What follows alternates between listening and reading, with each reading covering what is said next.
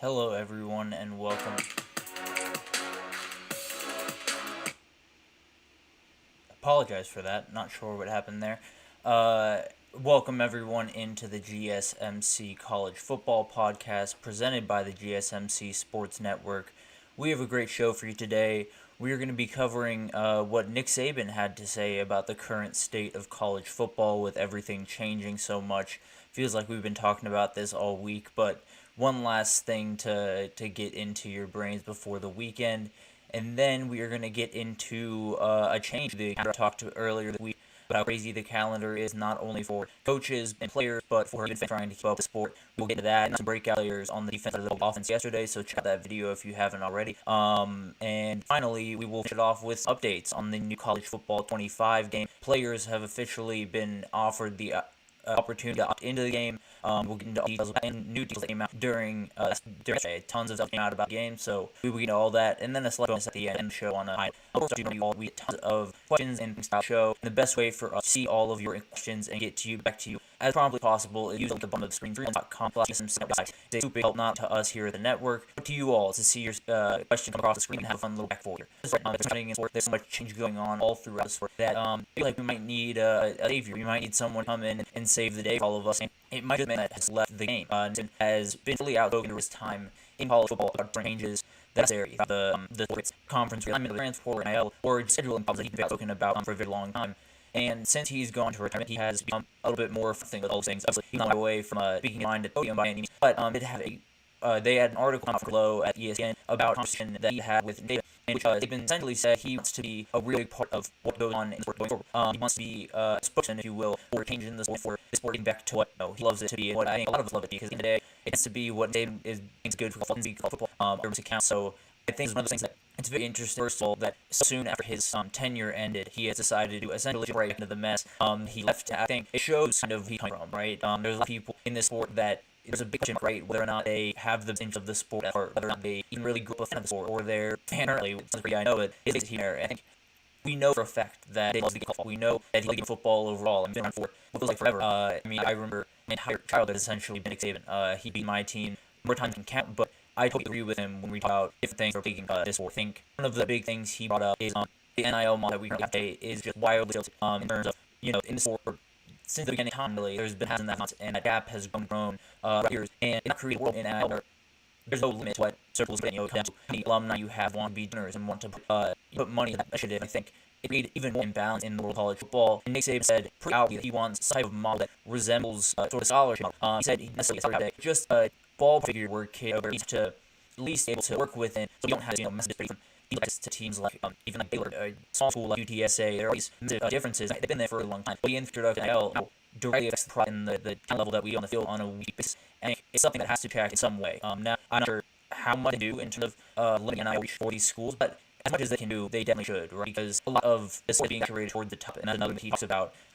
That each counters unless you want to lose pretty much half of this sport. I mean, there's tons of teams that currently are essentially not looking in. We talk about the future of sports figure out what that future like. It's a crazy thing to think that there's so much stuff happening across the college football landscape that at a point someone needs to be the person that sits in the room and takes charge. Now he said pretty emphatically that he has no interest in being a commissioner. He has no interest in taking that position to become a position in the next couple of years. But he did say, like Greg Sankey, who's the SEC commissioner, and Burn, the Alabama Athletic Director, but them have a little bit more of a background to navigate some of the situations and things like that with a little bit more grace than he feels he would be able to do.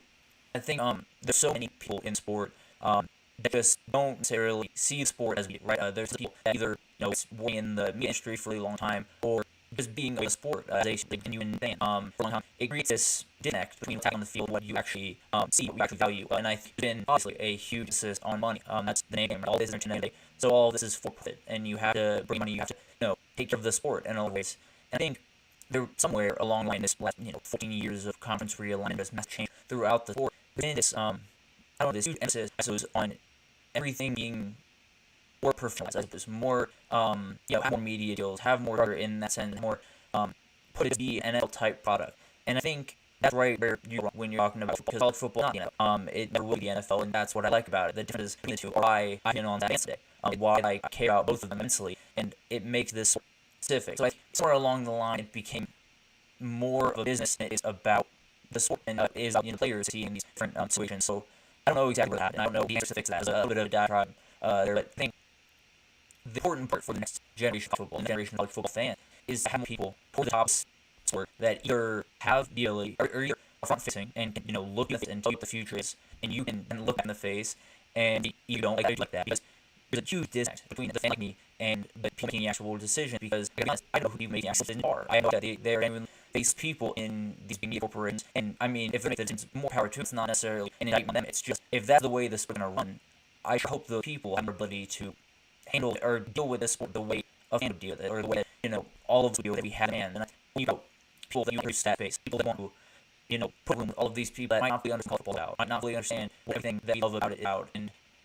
might not even fully understand what they're going on a day on their portal. I can't think of a person to be that room, and it's not necessarily because he's the greatest coach of all time. It's not necessarily only because he has inside knowledge. It's because the second he steps in the room, I don't care if it's a room with high level ESP executives or conference commissioners or coaches or former players, everyone's going to turn, and everyone's going to be from his mouth. So there's a couple things that I know about the situation. In the world of college football, where I don't know what the playoffs look like in 2 years. I don't know what conference will look 2 years. I don't know where my favorite players are going to be playing in the NFL or our full team in 4 years. I don't know tons about the future of the sport. One thing I know for absolutely certain, if Nick Saban is a part of these conversations for the future of the sport, we have one in the room that gets us. And I can't necessarily promise that he is the end all be all, he is the thing that's everything, he is the thing that's the dragon. I can't say all of that. But what I can say is he's stepping in the right direction. And right now, I am grasping at straws, find the step in the right direction. Thing, like everything in life, whether it's a personal thing or with sport, politics, doesn't matter. Taking one step forward is much better than standing still. So if this sport can get 1% better, then we're 1% moving forward from there. And I gotta be honest, I think if I were to pick people that could run sport, run away, that the fan would like, that the TV deal would like, that the conference would like, at least salvage them to that degree, they would be less. And there's more than enough guys in the football coaching ranks that would be on that list as well. And one guy that is actually currently a coach at Northern Matt has started to retire here in the last couple of years. Not sure when he's going to officially pull that trigger. Whenever he does, I forgot he had this fight, because he does. We have two of the premier coaches of the last 15 years in sport, guys that have now been at big programs, understand players better than most of us, and connect them in a way. If we get all of those guys, and then add in whoever you want, add all legendary players, add in some legendary players, get the inside out of what's going on. So like someone that had a problem with what wouldn't be a problem with NIL, add someone that has gone through this and seen what it's like to be in these positions, and just take that forward. That's really working at this point. Everyone is so nervous about the future of sport. Any idea of what can run it. So I'll leave it at that. I hope that it's I really can be a big part of what it does in the future, and I hope we're joining him, because something that is going to be very much in this sport going forward. A shorter here. We were going to talk about GSMC sign period and recruiting cycle in college football coach around the country are very about. But stick with us, we'll be right back. Come to my mind, everybody in one. Please go keep your sign, your sign. I feel like my mind. Please slow your sign. One of the things to break your body, take the paper. When they look to me, time is moving. I'm amazing. Way into my dude, force for a bit. Get that pain to put out. That shit don't live now. Losing shit, shit, me, this is critical. I feel my mind, everybody in one. Please hold me a sign. I feel like I'm losing my mind. Everybody in one. Alrighty, welcome back, and we just talked about Nick Saban comments on the different things going on around college football and how he would like to be a spokesperson for college football going forward, if given the opportunity. And now we're going to get into a little bit of a change to the schedule that I think would have been very happy while he was coaching, and have made a ton of different coaches across the country happy. One of the things that has been huge for coaches in general over the past little bit has been the entire schedule around college football, and particularly around the time of recruiting, visits and conference championships and all that happening around. And Denver in general was an absolute nightmare. To be a coach in college football, you have to deal with that. It's insane. So this there came from the Athletic, the Big Sky commissioner came out and said the Sunday most likely moved for December. This week before Conference Championship weekend, the day that week, which would be an interesting little wrinkle to throw in all this. I think obviously this help because there's no longer overlap between the high school schedule and the sports recruiting because there's tons going on both, and it's absolutely not.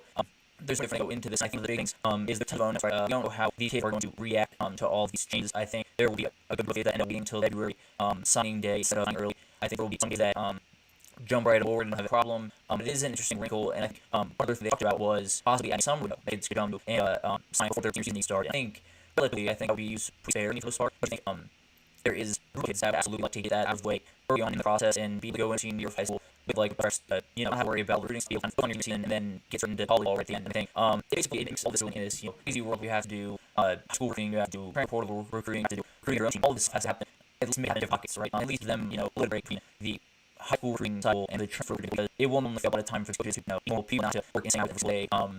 But recruit all of the kids that after, so it will create things on game. I think everyone wants to plug up more games coming in December. Plus, bowl games are going on. I think December from there's been this shift sort of to all the lines I see being about the different going on to lines I see being more about what's going on in the report going on from the recruiting one. So it's something that's been a little bit frustrating just from a general standpoint because you want to talk about games, right? You want to talk about different matches they're going to see and somewhat overshadowed the whole year. So I'm glad we got some type of direction about the last minute where needs to prepare for now too. I think this is obviously one.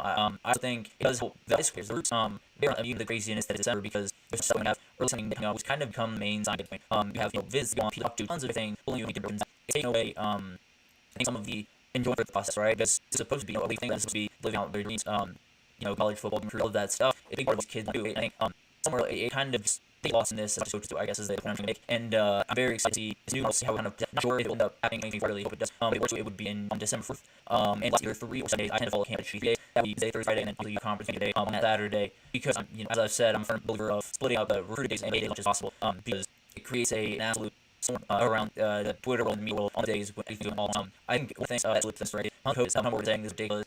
I don't know how people obviously some coaches find a way to NFL. Like there's 25 members the NFL cycle just occurring. I think there is this emphasis, I suppose, on keeping everything tight now. You want to keep any good things in the sport as possible, and this is one thing that I think help keep good coaches in the sport as you possibly can. And I think that should be at least at the forefront of people's brains making decisions. But we have meetings coming up on Wednesday and Thursday. And they're hoping to possibly implement things in March. Now everything will slow down. We'll see how that is working out. But I do think there will be a certain happening here soon, and there's a question of dealing with the portal and the game during all of but I saw it moving forward a little bit and get better as process. So see all details we have all go forward. As right now, we're going to back to break out on the defense yesterday. So which side of the ball probably this is going to be maybe of there all that poorly. So make sure later and.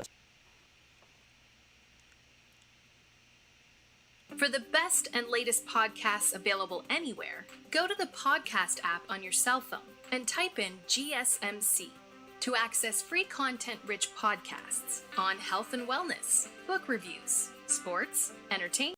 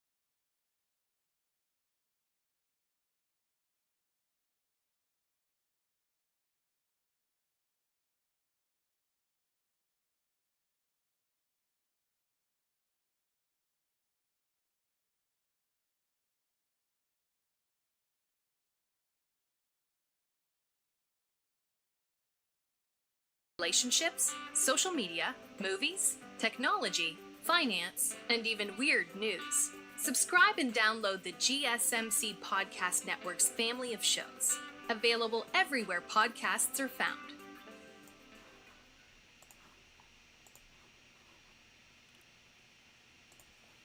Alrighty, we've sort of tandem, right? So the defensive tackles need to work with the edges, need to help edges get openings, and then the edges need to help the D tackles by pulling offensive linemen away from them. So this is all a give and take type thing, but I wouldn't be surprised if Alfred Collins, the next Byron Murphy, bursts onto the scene and he becomes, a first round or second round draft prospect because of that athletic ability and ability to run the passer from the tackle position.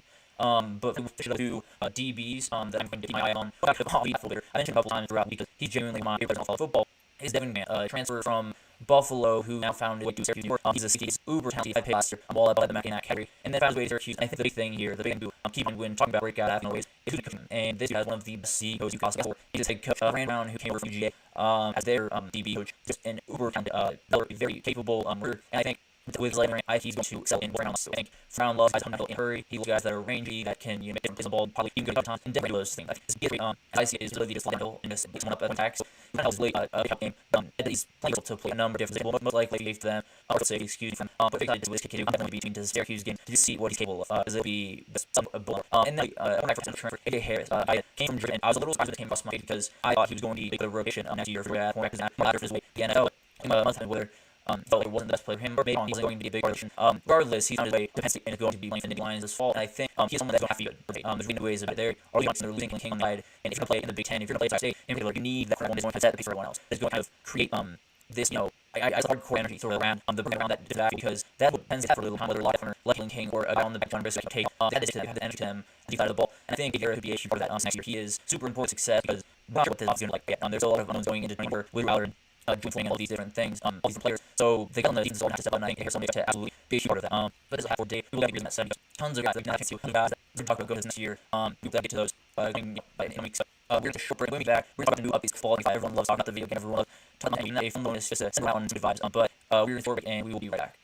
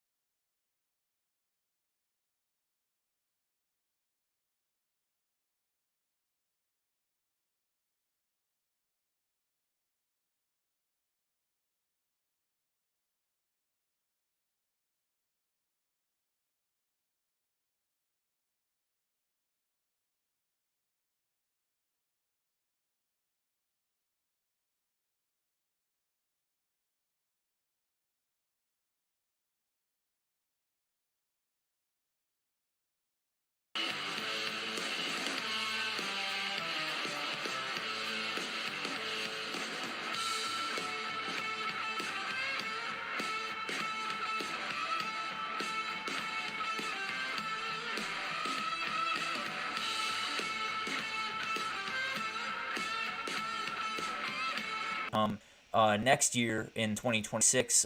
So definitely keep an eye out on that.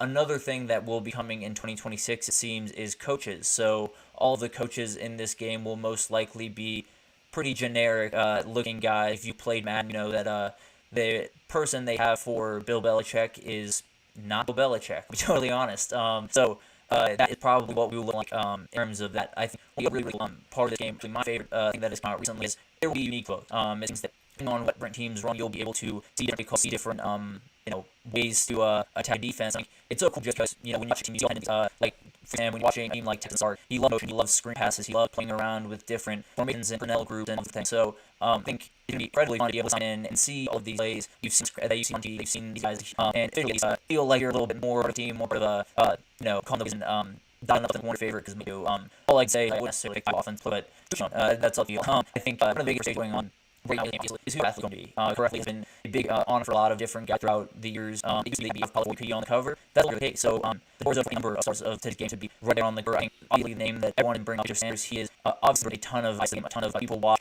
because of him. He's a remarkable draw game, obviously, with all being such a dynamic. Point being quarterback, also we talk about brand recognition. So I wouldn't be surprised if he was among the group currently part of the game. And then there is the multi-cover where you have maybe the last 10 years where maybe it's just players they thought would cover athletes necessarily for that. Maybe it's just different champions following up the coach about last few years. But I think it'll be interesting to see who they pick. And then finally is Nick Saban. And I make the recommend Monday. This is the one that I would pick. I understand it's not an code, someone no longer, but he's been in the game for so long. Especially during that 14 to now that the game is not live.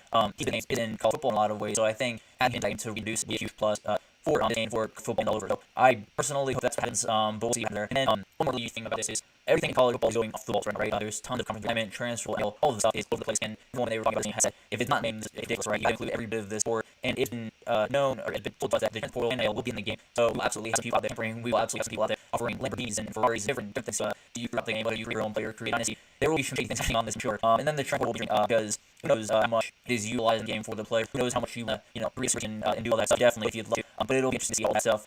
Control in this game. But if they want to start having before then, can't put it right. So it'd be interesting to see if teams like Texas game or entirely overpowered in your building dynasty because you're not just in it amounts of money. But another thing that I just absolutely love is dominance will be customizable. All the stuff that's going on, the computer, all the team and not play. They're not